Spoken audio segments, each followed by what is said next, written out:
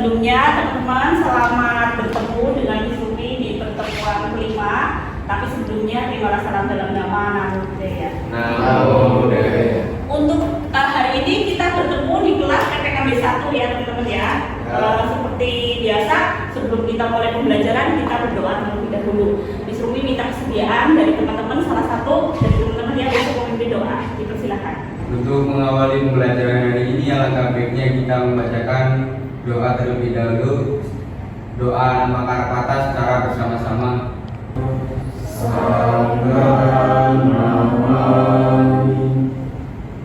Untuk kebahagiaan semua makhluk, mari kita mengucapkan semoga semua makhluk hidup berbahagia.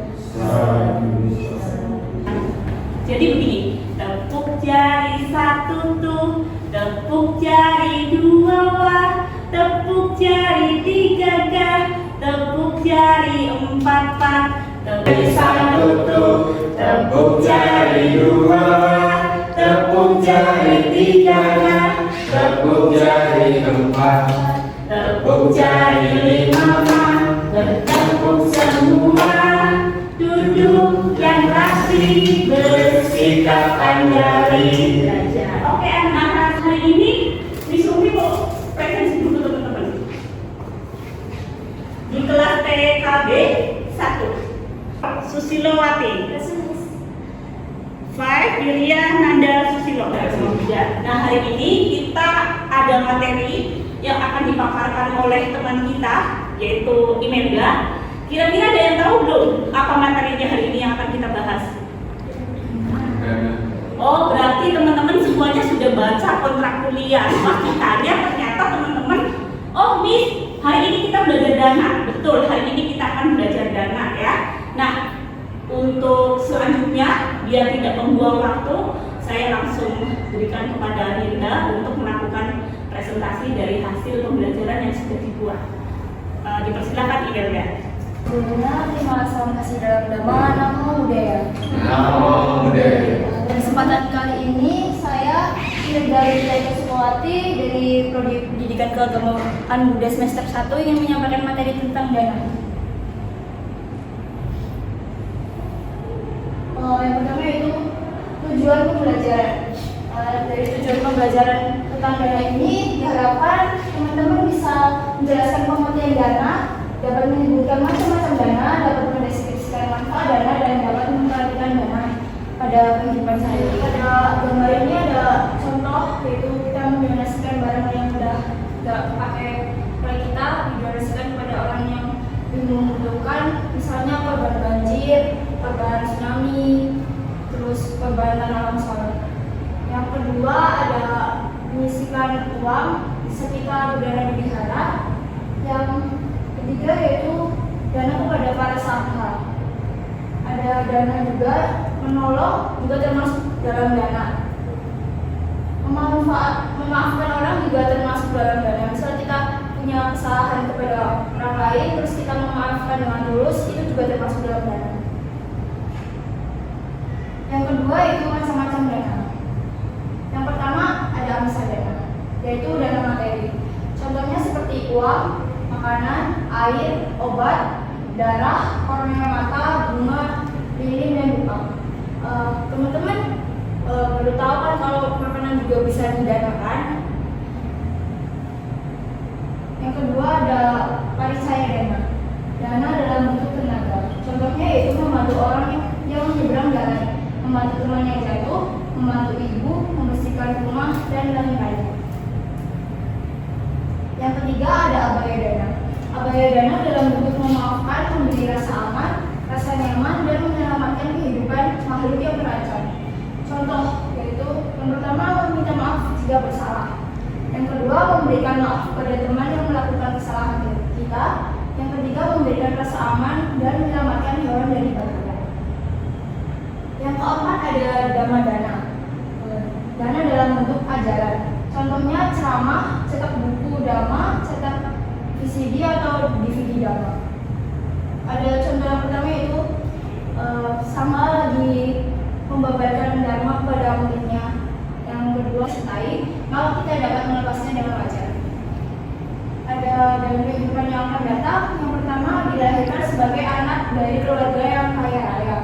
Bila kita terlahir sebagai manusia di kehidupan yang akan datang. Yang kedua, jika kita beranak pada benih usaha, maka kita akan mendapat berkah, yaitu yang pertama, ayu atau panjang umur. Yang kedua, kano, kecantikan atau ketahanan. Yang ketiga, sukam, kebahagiaan. Dan yang keempat adalah barang kekuatan.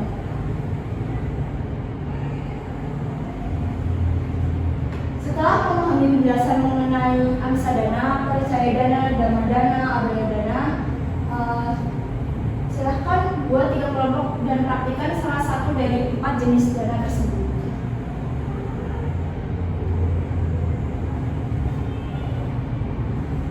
Sekian presentasi dari saya. Semoga semangat menghibur kalian, mudah-mudahan nama budaya.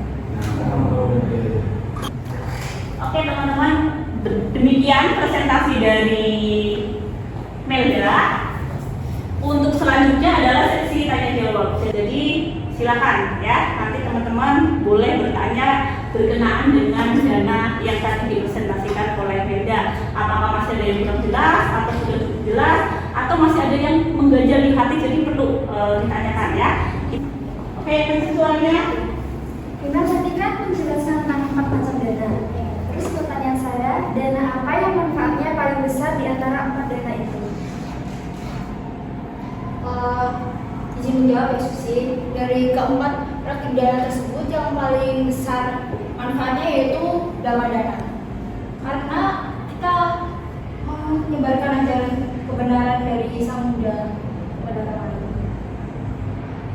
Oke, jawaban Melda adalah dama dana. Mungkin dari teman-teman ada saran apakah dama dana atau amisa dana atau paricaya dana atau abaya dana, teman-teman. Kira-kira dari 4 jenis dana yang ada di dalam agama Buddha, dana apa sih yang menghasilkan karma baik paling besar? Apakah teman-teman setuju jika Melda menjawab bahwa itu adalah jenis dana dama dana? Setuju. Apa alasannya setuju? Kenapa sampaikan? Apa alasannya setuju? Kenapa kok dana dama bukan amisa dana atau abaya dana atau paricaya dana? Apa alasannya teman-teman? Boleh. Mungkin dari Nanda dulu. Apa enggak kira-kira? Enggak. Menurut saya, karena kalau dhamma dana itu kan menyebarkan ajaran Buddha. Jadi menurut saya itu adalah pahalanya paling gede gitu. Baik. Ada yang lain yang mau menyampaikan pemahaman teman-teman tentang dana? Boleh mungkin kita. Kalau boleh sama Oke. Mengenai dana ini, saya bantu Melda ya, melengkapi jawaban Melda. Kalau ditanya benar enggak Miss, dana yang manfaatnya paling tinggi adalah dana, benar. Kenapa alasannya? Alasannya dana adalah dana dalam bentuk kita menyebarkan ajaran kebenaran yang kita sebut sebagai dhamma. Nah, tidak terbatas kita mengajarkan dhamma saja teman-teman, tapi kita memberikan nasihat-nasihat yang baik, yang positif terhadap orang lain. Kita mengarahkan orang lain dari yang gak baik menjadi baik, itu juga dalam bentuk dhamma dana. Nah, dhamma dana ini disampaikan oleh Sang Buddha adalah dhamma tertinggi yang jika dipraktekkan oleh umat Buddha secara nyata, terus secara serius, maka orang itu juga bisa dapat mencapai tingkat pembebasan. Pembebasan dari apa? Dari loba, dari dosa, dari moha. Seperti yang kita ketahui, 3 hal tersebut adalah sebagai bentuk dari 3 akar kejahatan, di mana seseorang bisa terlahir kembali di kehidupan yang selanjutnya ya.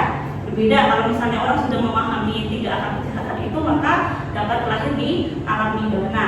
Nah, dhamma dana ini bisa dipraktekkan di mana? Kira-kira bisa dipraktekkan di mana teman-teman? Dhamma ini di mana saja, betul. Kita menyampaikan yang namanya saran, kita menyampaikan yang namanya usulan-usulan, terus kemudian kita menyampaikan yang namanya apa? Nasihat itu bisa di mana saja, kapan saja, kepada siapa saja, baik orang dewasa maupun orang kecil, baik orang tua maupun orang yang sebaya dengan kita. Dan pada saat kita menyampaikan hal-hal baik, disitulah karma baik kita terbentuk. Dan tidak hanya itu, kalau kita misalnya konsepnya akan menyebarkan ajaran Buddha, di suatu kelas atau di dalam kelas atau di wihara dengan banyak audiens, kita sudah berusaha dan melakukan praktek bagaimana kita mencoba untuk memberikan pemahaman mengenai ajaran kebenaran. Misalnya, kayak Melda hari ini adalah salah satu bentuk jenis praktek Dhammadana, karena dia memberikan ajaran Sang Buddha tentang tema dana yang tadinya teman-teman nggak tahu tentang dana itu apa, jenisnya berapa, manfaatnya apa, sekarang jadi tahu. Dan ini adalah salah satu jenis praktek dari Dhammadana. Dan dari 4 jenis ini sebenarnya bisa dipraktekkan ke siapa saja walaupun berbeda kepercayaan. Dan ini membuktikan bahwa ajaran Sang Buddha itu adalah ajaran yang selaras dengan moderasi beragama yang sedang digaungkan oleh Kementerian Agama Republik Indonesia. Contohnya, salah satu yang bisa kita lihat, Buddha Suci memiliki program untuk membantu korban bencana alam. Contohnya waktu tsunami di Aceh itu Buddha Suci membangun rumah cinta kasih untuk masyarakat di sana tanpa melihat agama, ras, ataupun budaya dari mereka. Oke teman-teman, tadi apa yang disampaikan oleh Melda mengenai dana, saya sangat tertarik dengan slide kedua terakhir yang dibuat oleh Melda. Di sini Melda meminta kita untuk coba kita lihat. Untuk membuat kelompok teman-teman, ya. Kita diminta sama Melda untuk membuat 3 kelompok. Berarti kalau kita ada 6 mahasiswa, satu kelompok ada berapa orang teman-teman? Ada 2 kelompok. Nanti dari masing-masing kelompok akan mempraktekkan jenis-jenis dana. Kalau di sini ada 4 jenis dana, silakan masing-masing kelompok pilih salah satu dana yang paling mudah dipraktekkan dan yang akan dipraktekkan. Teknisnya, sekarang kita membuat kelompok dulu. Siapa yang mau menentukan kelompok? Saya ingin teman-teman yang menentukan kelompok. Silakan, Nanda. Jadi ketua kelas. Tentuin kelompoknya satu kelompok 1 orang, 2 orang. Cowok cewek aja, Miss. Oh, cowok cewek. Oke. Nanda, pilih kelompok. Oke, saya sama Ibu nggak apa-apa, Miss. Nanda sama Nanda, sini boleh maju ke depan. Ya, pakai kursinya nggak apa-apa, agak maju. Oke. Nah, ya. Terus kemudian Saya sama kucing. sama Susi, boleh Susi sampingnya Lilia. Terus kita tetap di situ sama